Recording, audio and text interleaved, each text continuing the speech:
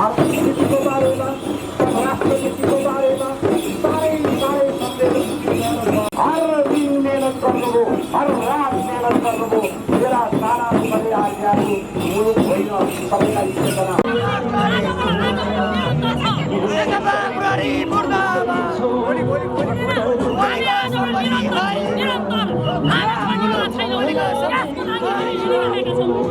यसमा गाउने हो खोइ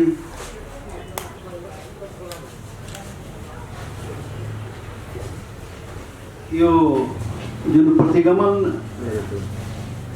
भयो किन आश्चर्य लाग्यो ऋषिजी? आश्चर्य के को? प्रतिगमन भयो त्यसको आश्चर्य किन मान्नुहुन्छ त? हुनै थियो नि, अरे हुनै थियो, भयो। संविधानमा प्रतिगमन भयो, को भयो?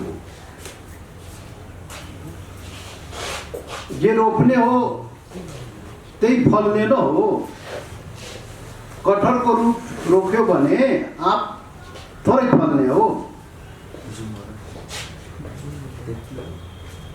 अनि संविधानै त्यस्तो बनाएपछि अनि प्रतिगमन हुँदैन।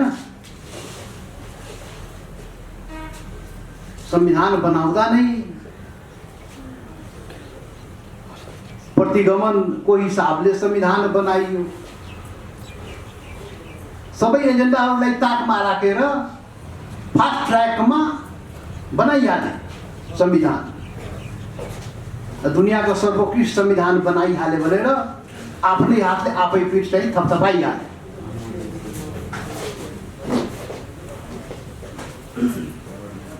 बनाउँदै केही दोषपूर्ण संविधान बनाएपछि स्वार्थको रक्षाको लागि केही सम्भ्रान्तहरूले आफ्नो स्वार्थ रक्षाको लागि संविधान बनाउने गरेका छन्। नेपालमा, हाम्रो देशमा जनताको लागि थोरै संविधान बन्या हो र बनाउने चलन छ यहाँ। अरे आफ्नो स्वार्थको लागि, आफ्नो हित रक्षाको लागि संविधान बनाउने सम्भ्रान्तहरूले, र त्यो चाहिँ स्वार्थ पूरा भएन भने संविधानलाई कुल्चेर पनि अगाडि बढिहाल्ने, संविधान माथि नै पुग गरेर अगाडि बढ्ने। त्यो पहिलोचोटि भएको हो र यो देशमा त यस्तै त हो। यो 7औं संविधान होइन र, 7-7वटा संविधान बनाएर पनि नेपाली हामीले पुग्दैन के।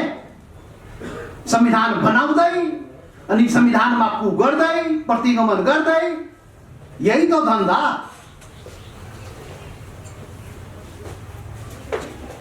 राणाहरूले संविधान बनाए 2004 सालमा, भएन, पुगेन। अनि अर्को संविधान बन्यो, अनि त्यो संविधान पनि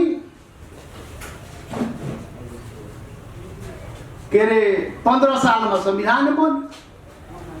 फेरि 17 सालमा आएर स्वार्थ पुरा नभएपछि राजा महाराजाहरूले त्यो संविधानले पुग गरिहाले। स्वार्थ रक्षाको लागि बनाइएको थियो र स्वार्थ पुरा नभएपछि प्रतिगमन गरिहाले। संविधानमाथि पुग गर्यो। 62-63 मा हामी आन्दोलन गर्यौं, अर्को संविधान ल्यायौं।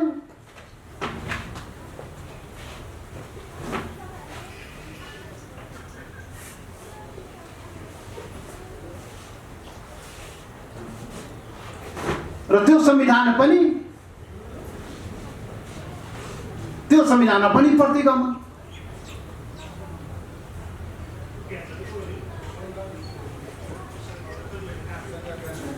त्यो संविधान पनि आफ्नो हित रक्षा नभएपछि त्यसको चाहिँ प्रतिगमन गरेको थियो। 62-63 त्यत्रो आन्दोलन भयो। अन्तिम संविधान हामी बनायौं सहमतिले, 7 दल 8 दल हामी सबै मिलेर चाहिँ आन्दोलन गर्यौं। नेपालको अन्तरिम संविधान एउटा सम्झौताको दस्तावेज थियो। त्यो संविधानमा पनि पुग गरिहाल्यो, प्रतिगमन गरिहाल्यो। त्यो अन्तरिम संविधानका प्रावधानहरूलाई पछि धकेल्दै ताकमा राख्दै अनि धेरै मामला पछि हटिहाले। प्रतिगमन त पछाडि जानु न हो, पछाडि गइहाले। जनताको अधिकार पहिचानको माला पछाडि गइहाले। विभिन्न आन्दोलनहरू देशमा भएको थियो। त्यो आन्दोलनका एजेन्डाहरू यी पार्टीहरू आन्दोलन गर्ने संविधान बनाउने पार्टीहरू कांग्रेस एमाले माओवादी पार्टीहरू धेरै सङ्घर्ष गरे। माओवादीको के अरे 10 वर्ष लडाइँ नि गर्यो, जनयुद्ध गरेर। अनि त्यत्रो मान्छे 17,000 मान्छे चाहिँ कुर्बानी दिए र त्यो आन्दोलनको एजेन्डा संविधान बनाउँदाखेरि कहाँ गयो? प्रतिगमन भएन त्यो? जनता जसको लागि शहादत दियो त्यो अनुसार त संविधान नबनाएपछि त के भने त्यसलाई? प्रचण्डले प्रतिगमन गरेर संविधान बनाउँदाखेरि। अनि मधेस आन्दोलन हुँदाखेरि 64 साल फाल्गुन 16 गते 8 सूत्रीय सम्झौता कांग्रेसको सभापति गिरिजा प्रसाद कोइराला प्रधानमन्त्रीले गरेको होइन, प्रचण्ड र माधवजीको सहमतिमा, एमाले र माओवादीको सहमतिमा कांग्रेसले गर्यो। अब संविधान बनाउँदाखेरि अग्रगामी संविधान बनाउने र यी सवालहरू जनताका अधिकार पहिचानका सवालहरू त्यसमा चाहिँ राख्ने। अनि त्यो 8 बुँदे सम्झौता संविधान बनाउँदाखेरि के भयो? प्रतिगमन गरिहाले। त यो त संविधान बनाउँदाखेरि नै यी संविधान निर्माण गर्नेहरू बनाउनेहरू यो ओली प्रचण्ड को थियो संविधान बनाउने? देउपाजी कोइरालाजी हुनुहुन्थ्यो त्यति बेला प्रतिनिधि, कांग्रेस एमाले माओवादी। प्रतिगमन त गरे हो, त प्रतिगमन गर्ने यिनीहरूको संस्कार र स्वभाव भइसकेको छ। किनभने स्वार्थको लागि संविधान बनाउँछ र त्यो स्वार्थ पुरा नभएपछि संविधानलाई कुल्चिने, संविधानमाथि प्रतिगमन गरिहाल्ने, त्यो चाहिँ पहिलेदेखि हुँदै आएको। अब हुँदै अब अहिलेको श्री 5 महाराज केपी ओली महाराजजीले चाहिँ अब उहाँको स्वार्थ पुरा नभएपछि उहाँले पनि ल संविधानमा लेख्दै नभएको कुरा चाहिँ उहाँले पनि गरिहाल्यो। उहाँ पनि के त चोरमाथि चकार लागिहाल्यो। अब एउटा कहावत छ के, चोरहरू मिलेर चोरी गरेर ल्यायो। त चोरी गरेर ल्याएको सम्पत्ति अब त्यही चोरी गरेर ल्याएको चोरहरूमध्ये अर्को चोरले चाहिँ फेरि त्यसलाई पनि चोरी गरिहाल्यो। त्यही त भएको हो। अरे यिनीहरू प्रतिगमनकारी संविधान बनाएको थियो, आफ्नो स्वार्थ रक्षाको लागि बनाएको थियो। अब त्यसमध्येका एउटा चाहिँ आफ्नो स्वार्थ रक्षाको लागि त्यो संविधानमा नभएको कुरा, हुँदै नभएको अधिकार प्रयोग गरेर प्रतिगमन गरिहाल्यो, संसदले विघटन गरिदिए। 5 सालको लागि जनताले हामीले पठाइदिएको और 3 वर्षमै चट पाडियो हामीलाई। अब भयो जनताकै प्रतिलाई चट पार्टी प्रतिगमनकारी काम गरिहाले। त यस्ता यहाँको समस्या के त? यो नेपालको हो, हाम्रो समस्या के त? दुनियाको सबभन्दा सम्पन्न राष्ट्र अमेरिका, समृद्ध र सम्पन्न, त्यो अमेरिकामा एउटा संविधान 200 वर्षभन्दा बढी भइसक्यो। एउटा संविधानले चाहिँ त्यसलाई पुग्ने, दुनियाको शक्तिशाली राष्ट्र बन्ने।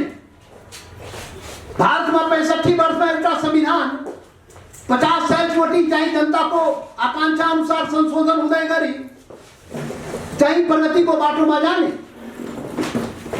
हामी कहाँ 70 वर्षमा 7वटा संविधान? के हो यो हो के? समस्या के हो त? अरे समस्या क्यों? त्यसमा जाऊ न। जब संविधान आफ्नो हित रक्षाको लागि मात्रै केही सम्भ्रान्तहरूले, शासक वर्गहरूले, नस्लवादी चिन्तन र सोच बोकेका केही जमातले जब आफ्नो स्वार्थ रक्षाको लागि दस्तावेज संविधान बनाउँछ र जनताको लागि बनाउँदैन त हाल त यस्तै न हो। 7-7वटा संविधान बनाए पनि नपुग्ने। त हाम्रो संविधान राम्रो संविधान कहिले पनि नबन्। किन हाम्रो नभएपछि राम्रो कसरी बन्नु? त्यो त केहीको लागि बनाइएको न हो। केही सम्भ्रान्तले, नस्लवादी चिन्तन बोकेका केहीले वर्ग, शासकीय प्रवृत्ति, चिन्तन र सोच राखेका आफ्नो लागि संविधान बनाउँछ, जनताको लागि बनाउँदैन। अनि त्यो संविधान स्वार्थको लागि बनाइएको संविधान स्वार्थ पूरा नभएपछि के भन्छ नि कुल्चिहाल, प्रतिगमन गरिहाल।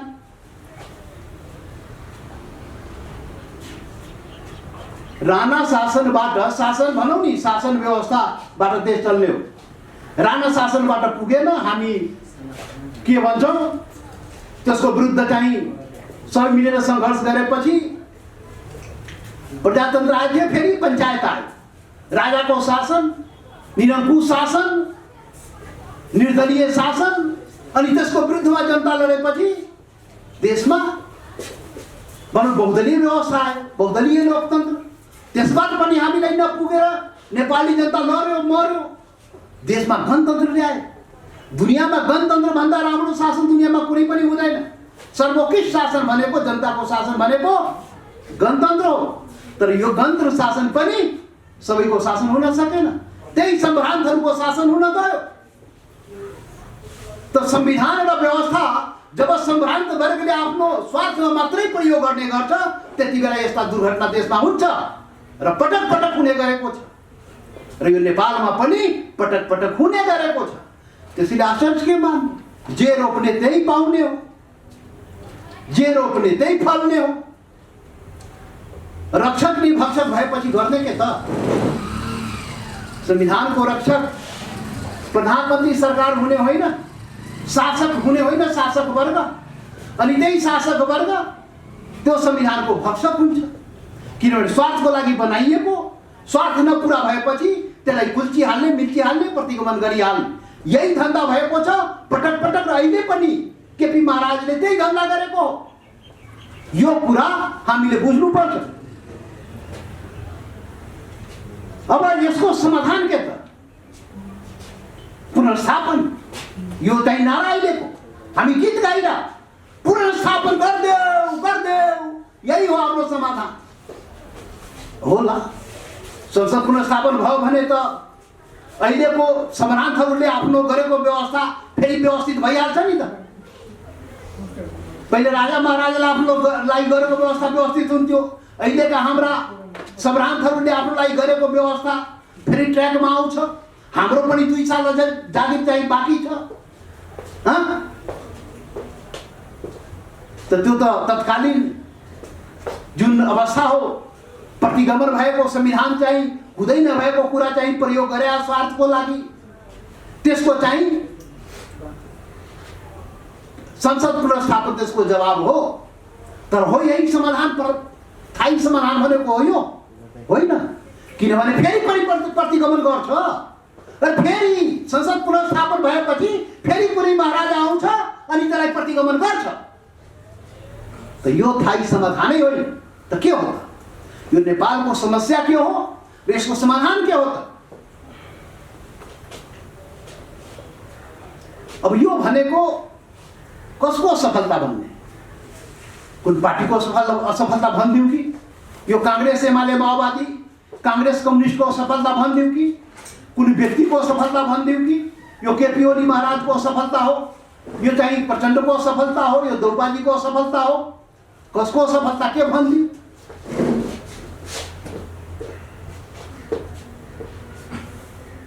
त्यस्तो होइन।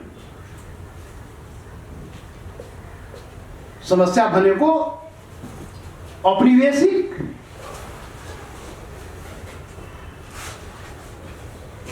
राज्य व्यवस्था। नेपालको समस्या भनेको औपनिवेशिक राज्य व्यवस्था, यो समस्या हो। औपनिवेशिक राज्य व्यवस्थाबाट जनताले मुक्ति पाएन भने यस्तै हो। औपनिवेशिक राज्य व्यवस्था,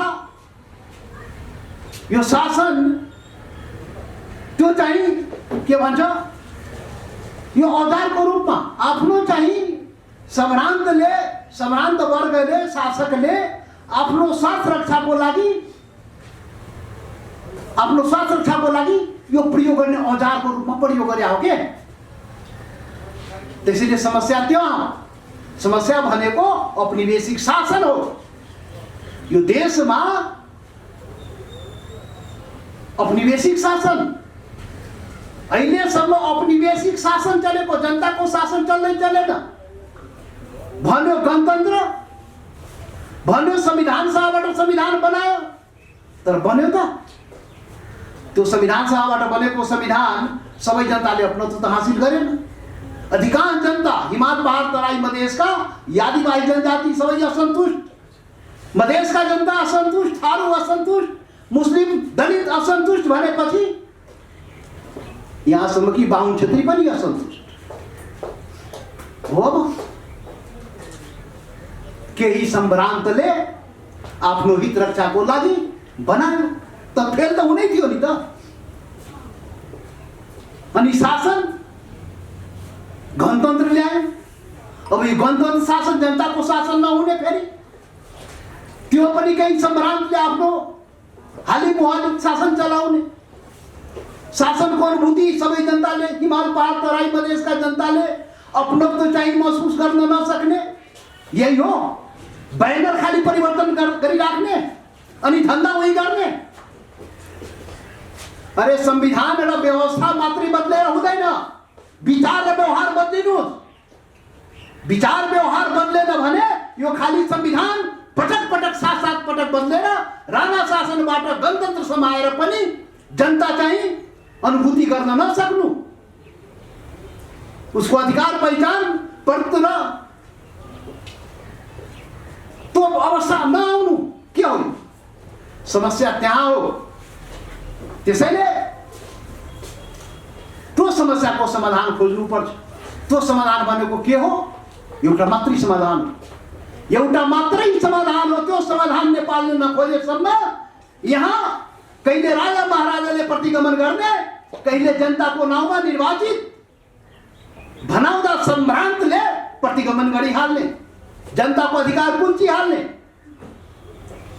र दुनियाँलाई के अरे भन्छ नेपाललाई दुर्गतितर्फ लैजाने, दुनियाँको गरिब राष्ट्रभन्दा गरिब राष्ट्रको दर्जामा लैजाने प्रकृतिले सब थोक नेपाललाई दिएको छ। दुनियाँको सबभन्दा के अरे सम्पन्न राष्ट्र हुने अवस्था, समृद्ध राष्ट्र हुने अवस्थामा पुर्याउने प्रकृतिले वरदान दिएको छ। चाहे जल स्रोत हो, पर्यटन होस्, जनक बुद्ध जन के देश होस्, हिमालय होस्, सारा त नेपालमा छँदैछ नि, खोइ त? दुनियाँको सबभन्दा गरिब राष्ट्र हुनुपर्ने, 50औं लाख हाम्रा जनशक्ति चाहिँ हाम्रा युवाहरू चाहिँ विदेशमा जानुपर्ने, अनि के को लागि शासन, के को लागि सरकार? यसैको लागि हो। अरे सम्भ्रान्तहरू अहिले पनि चेताऊ, अहिले पनि जनताको लागि संविधान र शासनको उपाय गर, नत्र जनता त कहिले छोरा छ, एउटा सीमासम्म न बर्दाश्त हुने हो। अब त त्यो पनि तयारी हुँदैछ। अब यो देश, मैले भने नि, यो देशको समाधान के त? यो सबै समस्याको समाधान भनेको एउटा समाधान हो। यो देश एकल राष्ट्रिय राज्य होइन, यो एकल राष्ट्रिय राज्य नेपाल होइन, नेपाल बहुल राष्ट्रिय राज्य हो। र जबसम्म एकल राष्ट्रिय राज्यको चिन्तन सोचबाट, नस्लीय चिन्तन सोचबाट केही सम्भ्रान्तहरूले देशको संविधान र शासनको दुरुपयोग गर्छ, तबसम्म नेपालको अवस्था यही हो। त्यसैले यो नेपाल समाधान भनेको एकल राष्ट्रिय राज्यबाट बहुल राष्ट्रिय राज्यमा नेपाललाई परिवर्तन गर्नुपर्छ। यो देश सबैको देश हो। यो हामी सबैको, हिमाल, पहाड, तराईमा बस्ने आदिवासी जनजाति, मधेसी, थारू, दलित, मुस्लिम, महिला, हामी सबै बाहुन क्षेत्री, हामी सबैको देश हो। यो सबैको देश बहुलताले भरिएको देश हो। त्यसैले बहुल राष्ट्रिय राज्यको स्थापना हामीले गर्न सक्नुपर्छ र सोही चिन्तन र सोचको आधारमा नियम कानुन संविधान बनाउने हो र सोही चिन्तन र सोचको आधारमा शासन चलाउने हो।